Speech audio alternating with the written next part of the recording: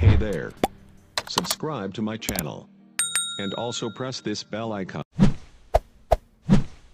Sedikit pun berkurang marak kami. Dan setiap kali adonan roti kami disobek, selalu kembali lagi utuh. Begitu terus. Dan tidak pernah habis. Dan setelah mereka semua pulang, kata Nabi SAW, wahai Jabir, dengan istrinya, wahai istri Jabir, bagikanlah ini ke masyarakat Madinah. Jadi bukan cuma 900 tadi. Semua perempuan, semua anak-anak, semua orang tua bagiin nih. Sama tadi, sendokin, sobek, kasih, bagi-bagiin ke orang-orang semua. Panggil semua masyarakat Madinah datang ke sini, ambil, makan. Dipanggillah seluruh masyarakat Madinah. Selain 998 orang tadi. Semuanya makan. Kata Jabir, setelah kami bagikan pun seluruh Madinah, masih tetap marak kami tidak berkurang, adonan kami utuh terus. Sampai akhirnya, saya pun dengan keluarga saya makan. Ini salah satu mukjizat yang terjadi pada saat itu. Dan teman-teman sekalian, kita temukan juga ada di antara sahabat, tentu sahabat semuanya mulia, tapi ada di antara sahabat yang cerdas, teman-teman sekalian.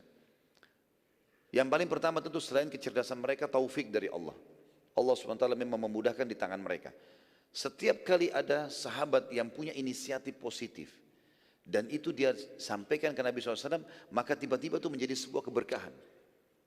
Ini tidak semua orang punya ide seperti itu. Seperti kasus Jabir, kan dia muncul ide saja. Dia ingin memberikan makan Nabi. Maka dia panen pahala satu Madinah. Dengan satu ekor kambing kecil, dengan satu sak gandumnya saja. Berapa banyak pahalanya ini? Gara-gara dia menyodorkan ke Nabi SAW. Kisah yang kedua mirip dengan itu. Kisah seorang sahabiat bernama Amrah. Amrah binti Rawaha radhiyallahu anha. Amrah ini rupanya dia dengan suaminya pernah menanam satu pohon kurma di sebelah rumahnya. Sebelah rumahnya ada satu pohon kurma.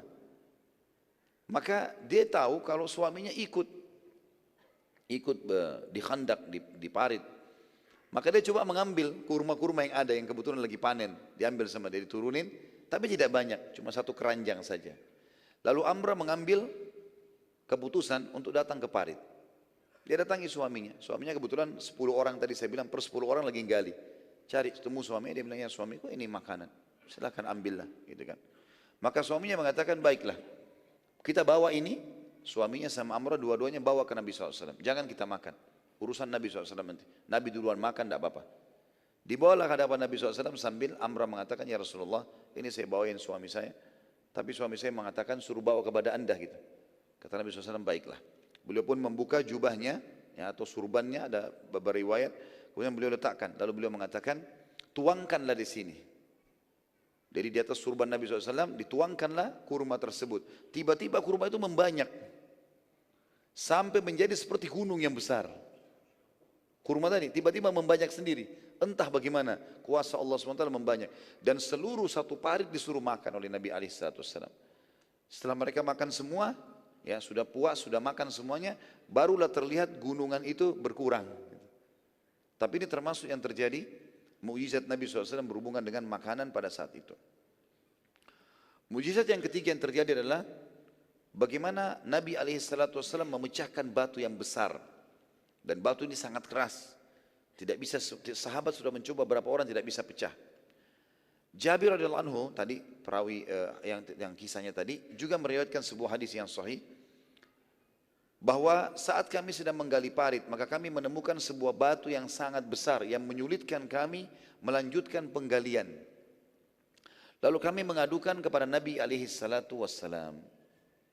Jadi waktu digali parit kemudian mau digali lagi ke arah samping ternyata ada batu besar, nggak bisa. Waktu mengadu kepada Nabi SAW, maka Nabi SAW datang ke titik itu, kemudian beliau mengangkat kampaknya sendiri, alaihissalam.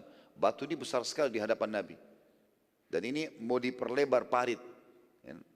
Harus dihancurkan dulu batunya. Maka Nabi SAW mengangkat kampak beliau dan memukul dengan sangat kuat batu tersebut.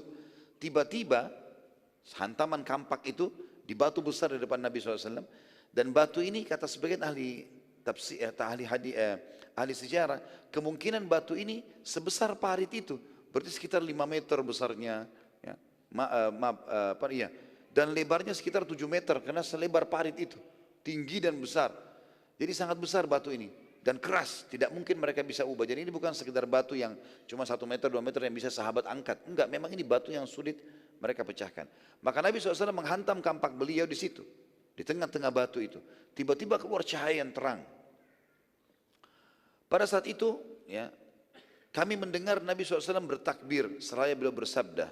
Pada pukulan yang pertama keluar cahaya. Allahu Akbar, aku diperlihatkan seluruh negeri Syam di tangan umatku.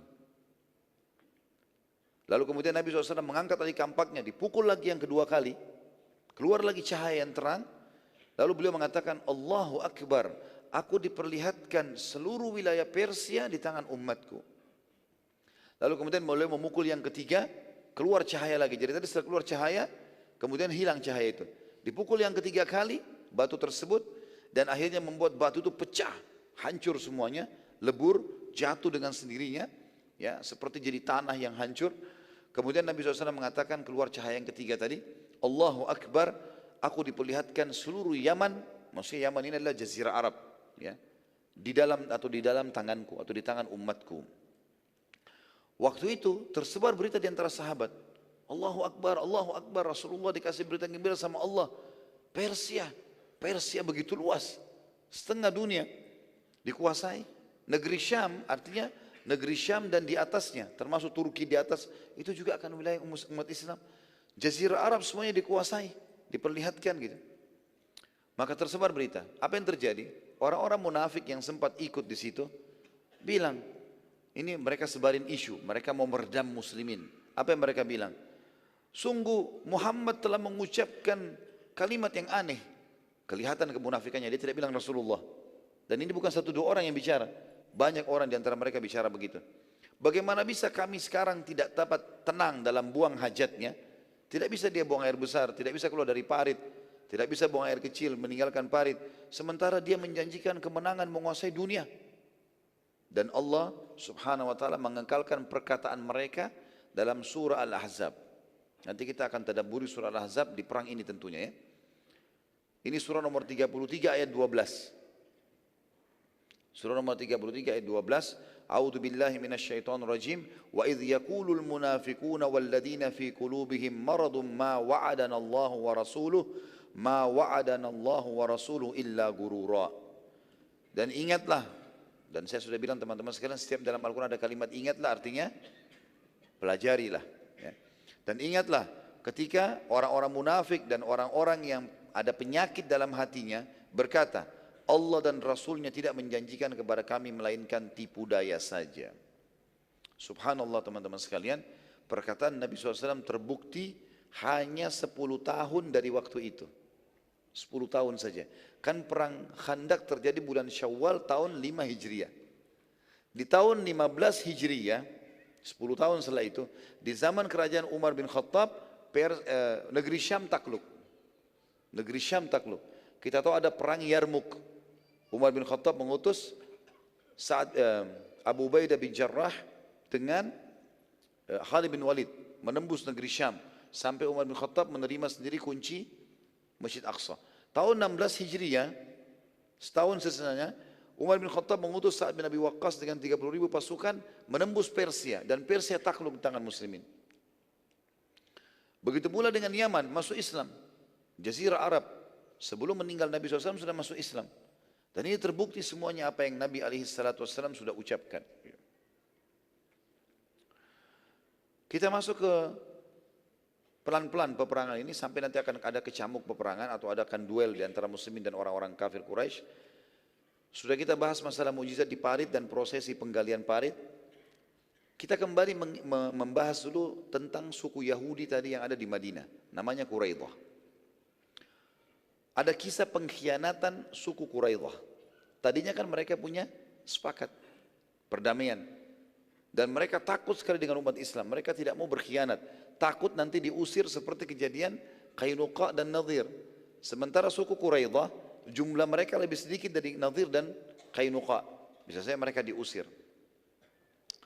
Pasukan Ahzab tiba pada saat itu. 10.000 orang, semuanya berkuda. Termasuk tadi ada beberapa orang Quraisy yang hampir berjalan kaki, difasilitasi oleh Yahudi dengan kuda. Ya.